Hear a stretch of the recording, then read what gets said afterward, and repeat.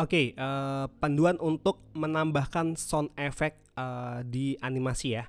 Jadi teman-teman, kita preview dulu seperti ini. Nah, ini karakternya pas masuk belum ada sound effect-nya ya. Jadi kita mau tambahin caranya seperti ini.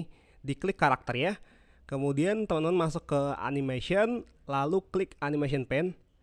Nah, kita cari layer dari karakternya ini ya. Jadi layernya di sini picture ini.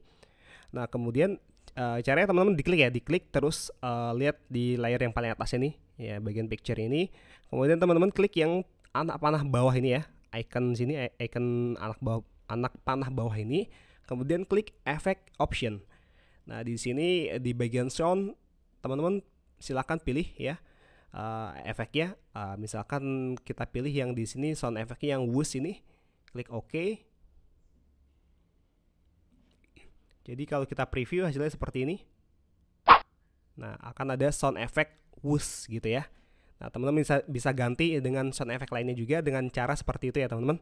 Oke, saya ulang lagi, klik di sini, kemudian klik picture-nya ini, bagian anak panah bawahnya ini, kemudian klik effect option, lalu di sini bagian sound-nya ya, dipilih aja sesuaikan keinginan teman-teman masing-masing. Oke, itu saja, semoga bermanfaat.